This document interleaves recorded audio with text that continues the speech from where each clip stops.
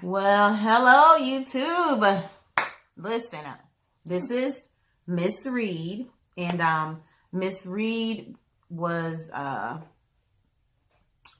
my son's teacher, and I worked closely with her at his school, and she became more than a teacher. She became his Banny. So yes, that's his Banny right there, and she's very close and near and dear to my heart. And I just want to thank you so much for coming, and thank you for being a part of this experience and this journey, like we talked about before. My pleasure.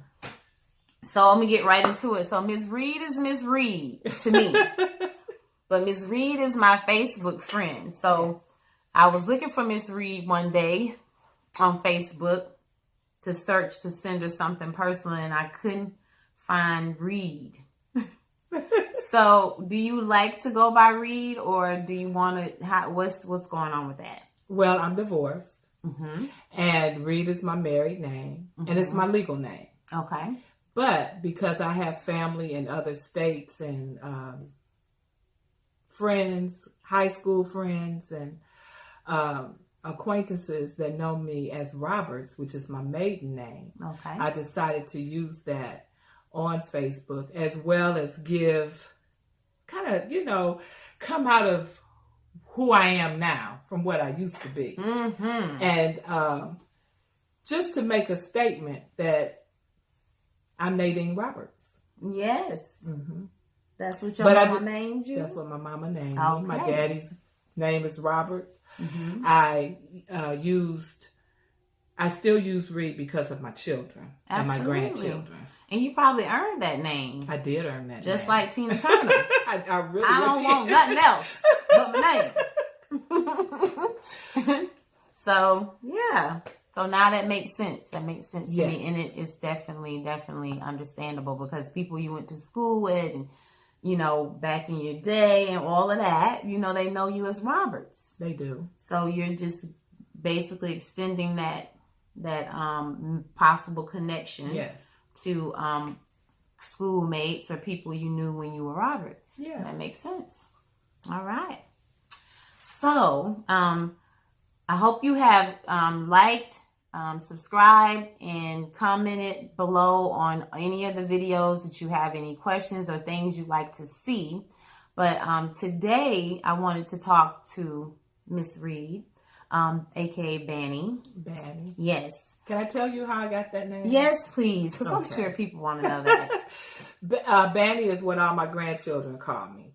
My oldest granddaughter, when she was born and she began to talk, or was in her talking beginning stage, she had a slight speech impediment where everything that she said came out as "buh, buh, buh, buh." So she was attempting to call me Granny, but it came out Banny. And of course, me being an educator, I was like, "Oh, this girl we got to get her some help." We got to get her some help. We got to get her some help. We did, and she was 3 years old, and so we did that. We there still may be, I'm not fully aware, but with the No Child Left Behind, where if you knew a child at risk in your neighborhood, no matter what, no matter the economic level or whatever, you could take that child to your local school and have the child tested. And that's what we did for my oldest granddaughter, Zimmery. And now she's a little orator. You would never be able to tell. Oh, my goodness. I was going to say, I would have never thought that story was about Zimmery. It was about Zimmery. She is so intelligent. She is. She is very much a little mini Nadine. And her mother. She's a lot like her mom and her dad.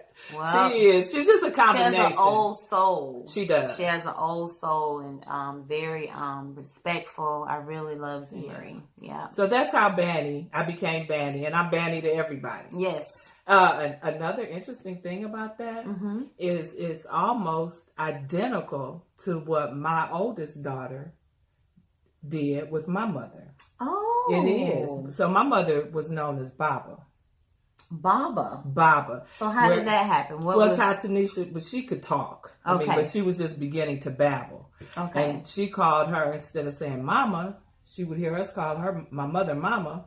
It came out Baba. Baba. And it stuck until the day she died. And I mean, all of our friends, our children's, my friends' children, my mother was fondly known as Baba. And it's like history repeating itself. Wow. It is. It's interesting. It's very, it's not eerie, but it's just it's a connection. It is a right? connection. It's a connection. Show them your cup. Oh, so Jada has her special cup. So I said, I have one too. It's fun to be a girl. Yes, it is. Cling to that. Yes, right. It is fun to be a girl. I'll let you sip on your coffee, but I would like for you to tell me, being an educator, let them know how long you've been an educator, and being an educator a female, number one, and then a female of color. And what are some things that you know, within the realm of being able to talk about, what have you experienced, any adversity that you've experienced, anything you've had to overcome, things that you've seen as just even shocked you, you know, and how did you overcome that particular situation, or what did you learn from it or take from it? Okay. I originally, I wanted to be a teacher all my life, as far back as I can remember as a kid. Excuse me. I was raised in the projects in the inner city, lower income housing. Yes. And I would have all the little kids that would come around and play school with me. And they would listen to me and all that kind of stuff. So that was always a goal of mine, although I was not able to reach that goal until many, many years later. Okay. I was, like I said, raised in the inner city. Excuse me, went to all 99, probably 0.9% African American high school. Okay. The district was pretty much in my district, in my little area within the district. I mainly dealt with people of my race. Oh, yes. Not so many teachers, but so much teachers, but my friends, the students, and all of that. Mm-hmm. And I have a little story to tell you about that. Okay. Being in the inner city and going to an inner city school back then. Yes. I perceived, it's my perception. Mm-hmm. Now, I cannot prove this, but it's some things that I went through, and it's my perception that during that time, a lot of the teachers that weren't African American, that were in our community, were there strictly for their jobs, just for the money. There were things that I experienced with education where I just don't feel like the teachers gave us what we really needed. Okay. And me wanting to be a teacher, even though that wasn't my focus going to school, particularly middle school, and that's a story I want to tell you. Mm-hmm. I wanted to be more. I wanted more in life. Yes. So I remember, and by the way, I'm trying my best to write a book.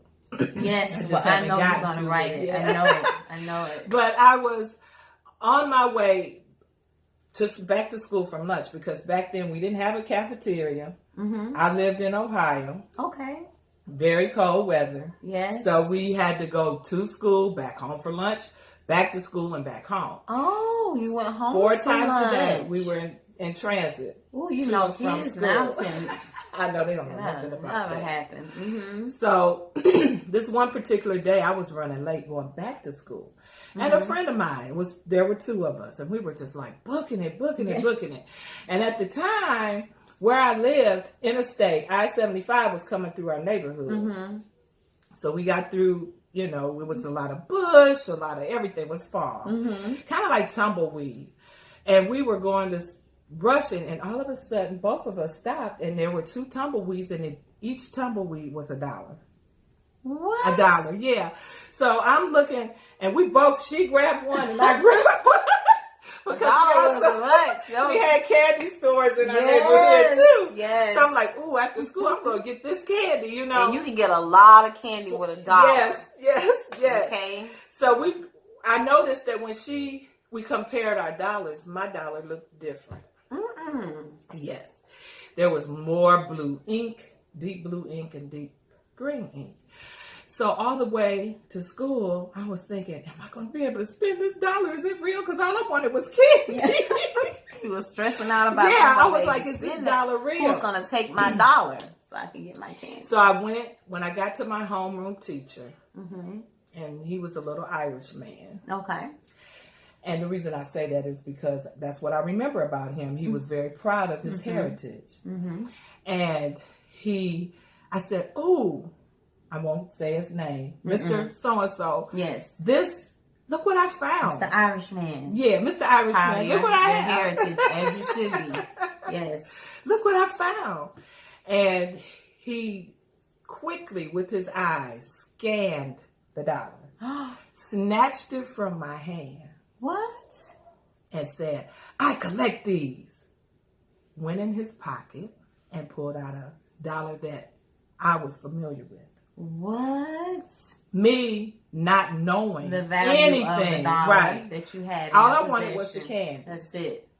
And so one of my friends in the back, one of the students said, girl, you're crazy giving him your money like that. And I'm like, I was very timid, very quiet. And I was like, well, yeah, I was. Wow. I really was. Times so have I changed. didn't say. I was. Really. And so I took the $1. But as years passed, I found out that the $1 I had found was a silver note. And I think they produced those back during the Great Depression or maybe even World War II. I don't know. I used to know. I would have to research it again. However, this is what I do know about the silver notes.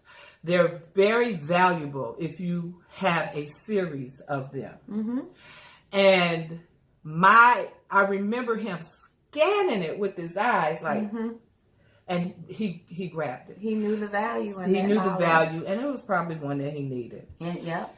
So as time went on, and I became an adult, I swore to myself. I said, if I ever see that man again, I'm gonna really tell him who I am and what he did to me. I felt violated. Yes.